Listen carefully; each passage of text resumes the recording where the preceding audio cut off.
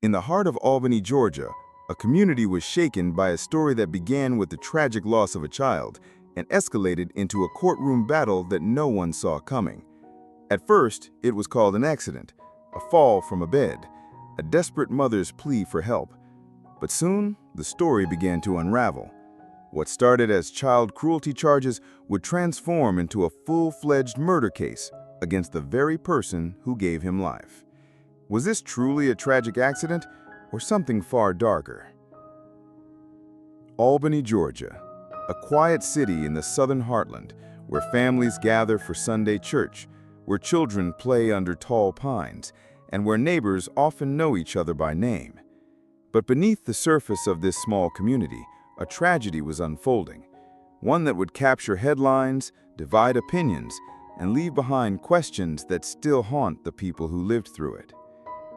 At the center of this story is a little boy, just 3 years old, Braxton Swiney, bright, playful, and full of life.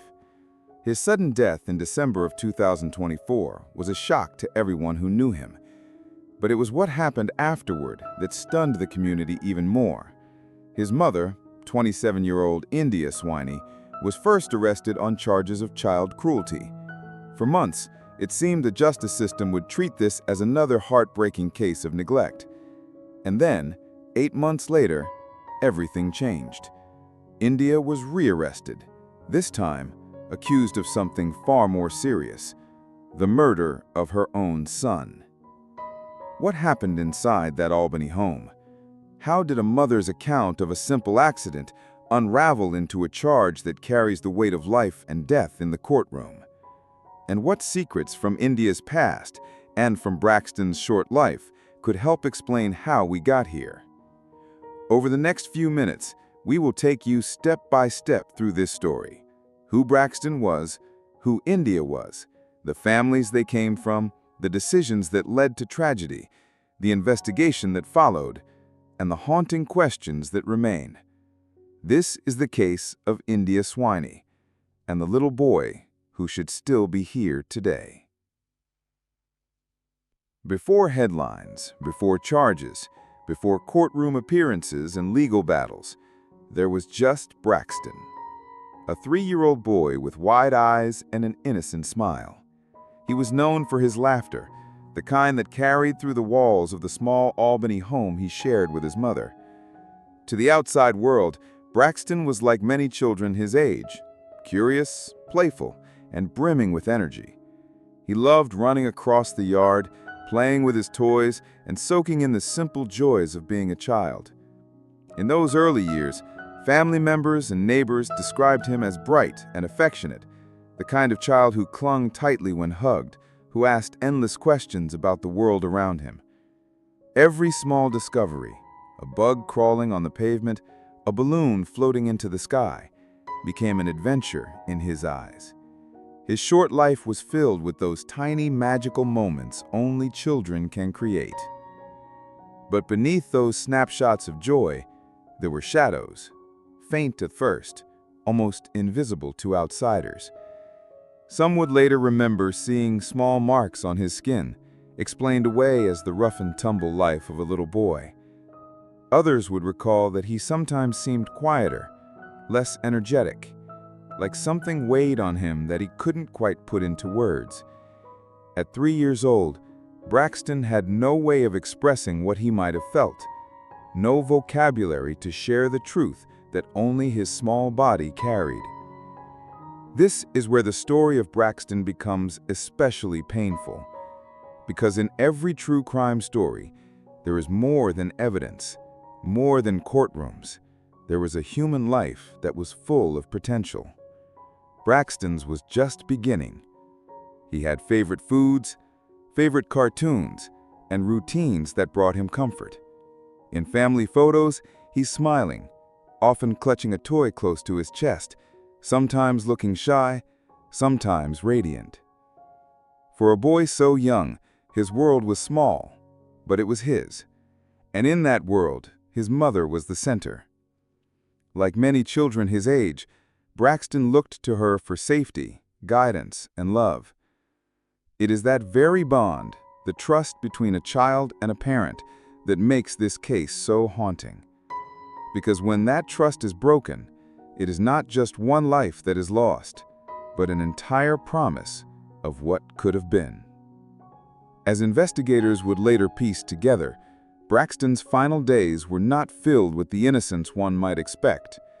The laughter of his early years would be replaced with silence that was difficult to explain. The small marks that people had overlooked grew into questions that would no longer go unanswered. And here lies the twist that grips so many people about this case. Braxton's death was not simply a tragedy in isolation. It became a window into patterns, hints of neglect, stories of stress, and a mother's struggles that had quietly existed long before December 2024. To the outside world, he was a child with a bright future, but behind closed doors, his story was far more complicated. Still, when we talk about Braxton, it is important to remember more than the tragedy. He was a boy who should have celebrated birthdays, who should have gone to school, who should have grown up with all the opportunities a child deserves. His life was filled with love for small things, the comfort of a warm blanket, the sweetness of a treat, the magic of cartoons before bedtime. These were the threads of his childhood, fragile and fleeting. The question that will echo throughout this documentary is not just what happened to Braxton, but why. Why did the bright spark of his life fade so soon? Why did the safety nets meant to protect children fail him? And why did the story told by his mother not match the evidence left behind? To answer those questions, we must first understand not only Braxton's short life, but also the woman at the center of it all. Because the bond between child and mother can be the strongest force in the world. Or as this case suggests, it can also be the most fragile. When the name India Swiney appeared across headlines in August of 2025, it became synonymous with a shocking betrayal of trust. A mother, young, only 27, standing accused of causing the death of her own child. But who is India Swiney, really? Was she a troubled young woman buckling under the pressures of single motherhood, or a calculating figure whose patterns of neglect spiraled into something far more tragic? India was born and raised in Albany, Georgia, a community both close-knit and complicated. Friends describe her as someone who could be warm and vibrant, yet also volatile. Her social media pages told the story of someone searching for validation, balancing the image of a fun-loving young woman with the responsibilities of raising her little boy. She wasn't the type to live in total isolation. She had a network, a family, and people who checked in on her life. And yet, behind closed doors, there were warning signs. To understand India's story, you have to step back into her upbringing. Accounts from neighbors suggest that her childhood wasn't without challenges. Albany, like many southern towns, is marked by generational struggles, limited opportunities, systemic hurdles, and the weight of expectation. India came of age in that environment, navigating adolescence in a world where support systems often fail young women. By her early 20s, she had a child of her own. Becoming a mother at that age can either anchor someone with purpose or overwhelm them with responsibility. For India, it seems to have been both. At first glance, her relationship with Braxton appeared typical. Family photos, celebrations, the snapshots of ordinary life. But then came December 2024, a turning point. India was arrested and charged with 3 counts of second-degree cruelty to children. Authorities believed something was wrong in that household, that Braxton was not safe. She was briefly taken into custody, but by January, she was released on bond. And that's where the contradictions of India's life began to surface in full view. How does someone go from being accused of harming their child to regaining freedom, to then being thrust into an even darker chapter months later. What happened between January and August? Those are the questions that haunt this case. Some who knew her defend her, saying she was overwhelmed, unsupported, and perhaps misunderstood, that she loved her son but was not equipped to care for him in the ways he deserved. Others paint a harsher picture of someone reckless, neglectful, and more concerned with her own needs than her child's. Somewhere in between those two portraits lies the truth. And then there's the undeniable reality. Braxton is gone, and the coroner ruled the cause of death blunt force trauma to the head. That revelation shatters any illusions of a mere accident. It transforms the perception of India from struggling mother to possible perpetrator. Court appearances added yet another layer of complexity. Viewers saw a young woman standing before a judge, sometimes appearing composed, other times seemingly detached. To the public, her demeanor in court became a point of debate. Was she showing resilience in the face of grief? Or was that composure a mask, hiding the weight of what she had done? Perhaps the most unsettling contradiction is this. Motherhood is typically defined by sacrifice, protection, and love. And yet, India's story is one where that role is called into question in the most profound way. Her journey, from childhood in Albany to motherhood to a courtroom facing murder charges, forces us to ask hard questions. What molds a person into who they become? How much of her story is shaped by circumstance, and how much by choice? The story of India Swiney and her son Braxton took a chilling turn long before the headlines labeled it murder. To understand the full weight of what happened, we must return to the point where the system first sounded the alarm, when charges of child cruelty surfaced. At that moment, Braxton's world was already shifting. Court records began to reflect a troubling portrait, accusations that this young boy was not being cared for in the way every child deserves.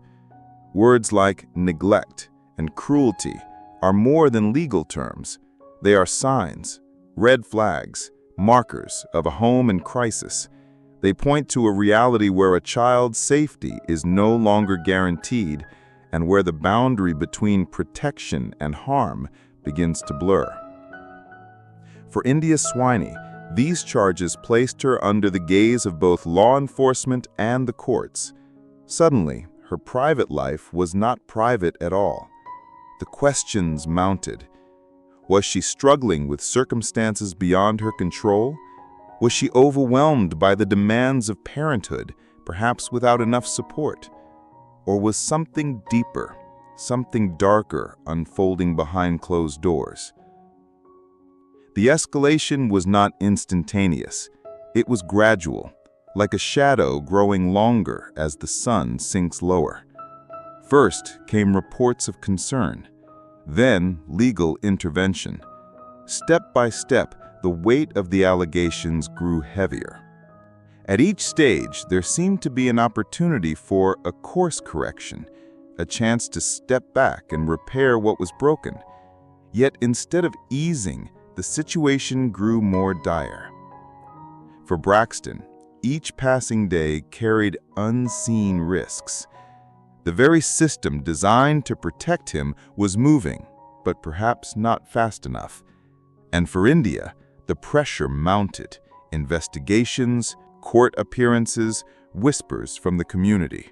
It was no longer just about parenting. It was about survival, her reputation, her freedom, her future. This is where the narrative turns unsettling. Because child cruelty charges, serious as they are, do not always end in tragedy. In many cases, intervention brings healing, rehabilitation, and a second chance. But in this case, the spiral went further, much further. The line between accusation and reality, between oversight and catastrophe, was crossed, and it happened in a way that shocked even seasoned investigators.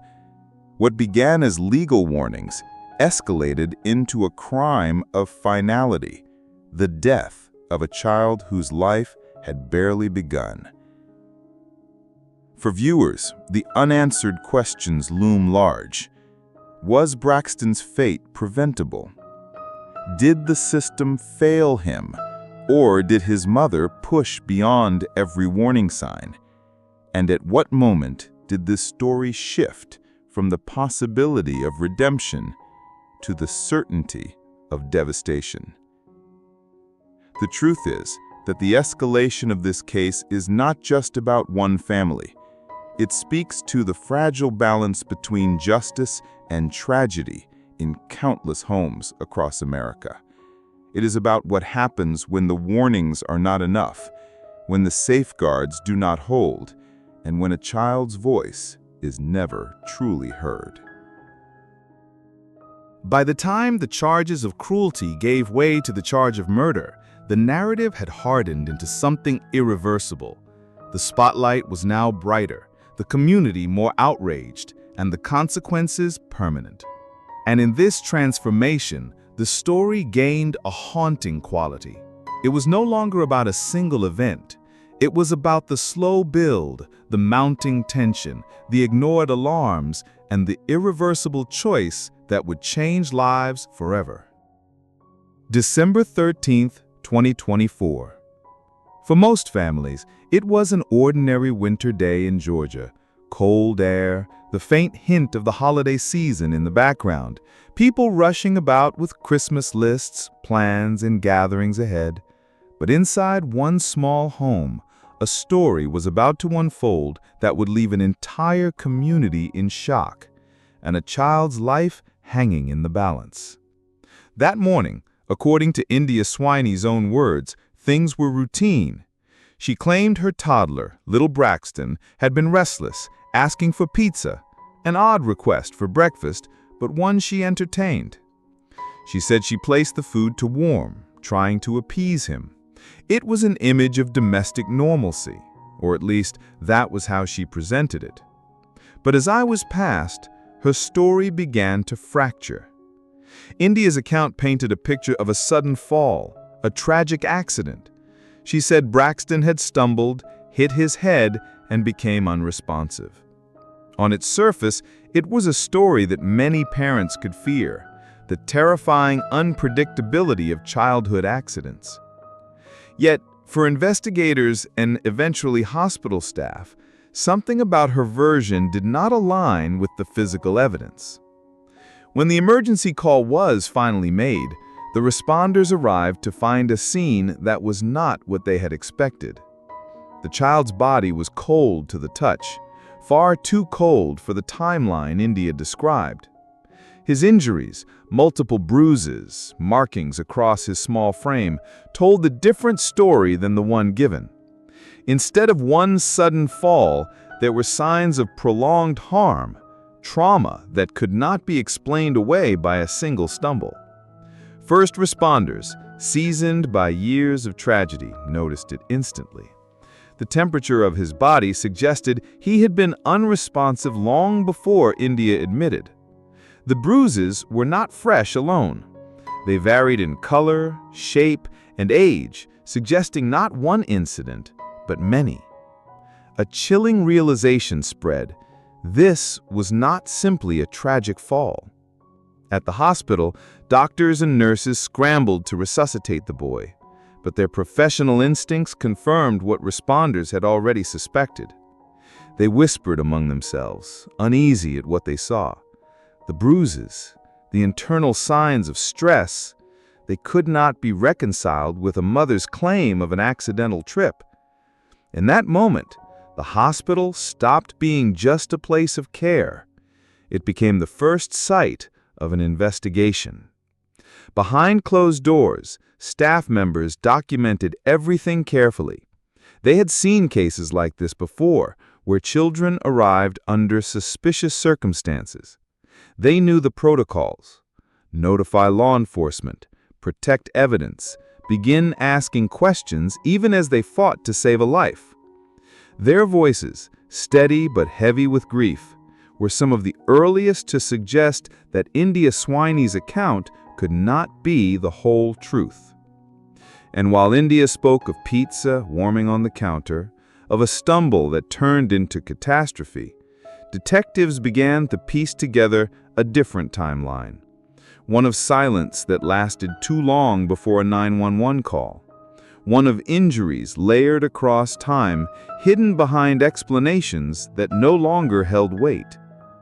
That day, December 13th, would forever be remembered not only as the day Braxton was rushed to the hospital, but as the day suspicions began to crystallize. It was the pivot point where a story of misfortune transformed into a case of suspected cruelty, and later into a charge of murder. For the community, news of what had unfolded would soon spread like wildfire. But in that critical window, inside the sterile halls of an emergency room, a quiet storm was already forming, one that would not only shatter a family, but ignite outrage across Georgia and beyond. As Braxton's tiny body lay in the care of the medical examiner, investigators faced a haunting question. What really happened inside that apartment on December 13th? At first, India's story seemed simple: a tragic accident, a child falling while she stepped away. But the closer police looked, the less her account seemed to hold. First responders had noted troubling details. Braxton's body temperature was far lower than expected, and the bruising on his skin told a story no toddler should ever have lived through. Within days, the charges came. Not murder, not yet, but second-degree child cruelty. For many in the community, it was enough to confirm their darkest fears, that perhaps this was no accident at all. The Georgia Bureau of Investigation stepped in, ordering a full autopsy, and what they found widened the cracks in India's story. Old bruises, healing injuries that no one had ever reported, a pattern of harm that stretched beyond the single morning she described. Child Protective Services, already familiar with India, became part of the inquiry. Their files, though sealed, whispered of earlier concerns, questions about safety, warnings that in hindsight felt like flashing red lights ignored. And yet, in January 2025, just weeks after burying her only son, India walked free on bond. Cameras caught her leaving the jail, expression unreadable, shoulders hunched against the flashes. To some, she was a grieving mother trapped in a nightmare of misunderstandings. To others, her release was a chilling symbol of a system too cautious, too slow when children's lives are at stake. Every headline deepened the divide. Was India Swiney a victim of tragedy or the architect of it?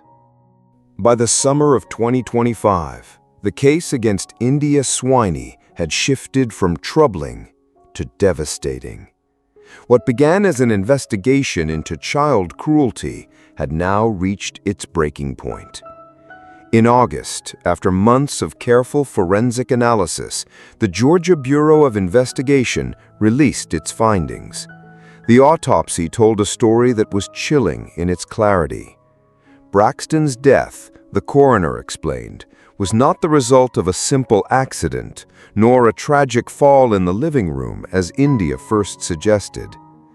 Instead, his injuries spoke of something far more violent. The medical examiner described blunt force trauma to the head, a fatal blow inconsistent with slipping or tumbling. The fracture pattern, the internal damage, the swelling, all pointed toward an impact delivered with force. Whether by fist or by an object, the injury had the unmistakable hallmarks of intentional harm. This revelation shattered the defense India had leaned on for months. For investigators, it was the missing piece, the evidence that elevated the case from suspicion to certainty. Law enforcement acted quickly. In August 2025, India Swiney was rearrested. This time, the charge was not neglect, not cruelty, but murder. The moment reverberated far beyond the small Georgia community. A young mother who once walked free on bond was now accused of the most unthinkable act a parent could commit. News outlets carried the update with urgency. Headlines screamed of betrayal, violence, and justice finally catching up. And as the public absorbed the development, outrage blended with sorrow. Could the same mother who once held Braxton in her arms truly be responsible for taking his life?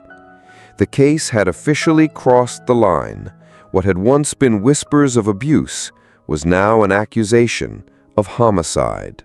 As the charges against India Swiney escalated from child cruelty to murder, the conversation surrounding this case grew louder, heavier, and far more complex. It was no longer just about one woman's version of events. It was about what the evidence truly revealed, what it suggested about repeated harm, and what society must do when warning signs appear, but intervention comes too late. To help make sense of it, we turn to the perspectives of professionals, voices trained to look beyond surface explanations, to parse patterns of injury, intent, and responsibility. Forensic psychologists were among the first to weigh in as they studied the details released by the Georgia Bureau of Investigation. They noted that Braxton's injuries, spanning old bruises and the catastrophic head trauma that claimed his life, painted a pattern inconsistent with one isolated accident. When injuries occur on multiple parts of the body, and when those injuries show different stages of healing, it often suggests a history of repeated trauma. Accidents happen, but accidents leave behind a different kind of story, one marked by consistency, not contradiction. This is the uncomfortable heart of cases like Braxton's. They force us to consider not only what happened in the final hours, but what may have been happening in the days, even weeks before. Each bruise becomes a question mark. Each inconsistency in a caregiver's story, a red flag. Child advocates also stepped forward, their message clear and painful. This is not an isolated tragedy. This is a mirror reflecting systemic failures. They reminded the public that child welfare cases rarely begin at the moment of fatal harm. More often, they build over time. Missed signals, delayed interventions, families struggling in silence. One advocate put it plainly: when a child arrives at a hospital with unexplained injuries, that is a cry for help. And when those cries are not met with full urgency, the risk escalates. These voices pushed for more robust training for teachers, neighbors, and even medical staff, anyone who might see what a child cannot say. Legal analysts, meanwhile, dissected the courtroom implications. On one side, the prosecution was expected to argue intent through circumstantial evidence, using the autopsy results, prior charges, and witness accounts to paint a portrait of escalation. On the other, the defense would likely cling to doubt. Was this truly a deliberate act or a tragic accident misread by investigators? Was the mother overwhelmed, careless, neglectful, but not murderous? The stakes were enormous. If convicted, India Swiney could face the gravest penalties under Georgia law. But if the defense succeeded in raising doubt, the narrative could shift dramatically, away from intent and toward misfortune. Yet beyond the legal strategies and forensic arguments, there was the community. Braxton's neighbors, relatives, and even strangers who had never met him were left with the same aching question: how could a life so small, so fragile, end in this way. In candlelight vigils and online forums, people spoke of heartbreak and anger. Some demanded harsher accountability. Others asked what could have been done to save him sooner. Nearly all agreed no child should ever have to suffer in silence. The case of Braxton Kimbrough was no longer just a police matter, nor just a court case. It had become a public reckoning, a reminder of the fragility of trust, the limits of oversight, and the devastating consequences when warning signs go unanswered. Each expert voice, each community reaction was not just about explaining the past, it was a call to change the future. As this story closes, we return to its most painful truth. A little boy's life ended far too soon.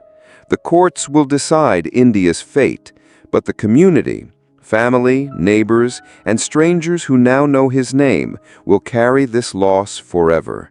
It is not only a case, but a reminder of how fragile trust can be, and how easily a single day can change everything. The question now turns to you. Was justice served by upgrading charges? Or do you believe there's more to this story, layers yet unseen? In cases like this, the line between neglect, mistake, and intent is never easy to draw. We want to hear your thoughts. Share your perspective in the comments because your voice matters. If this story moved you, help keep his memory alive. Like, share, and subscribe to join us as we continue exploring the stories that shape the search for justice. Because behind every headline, there is always more to uncover.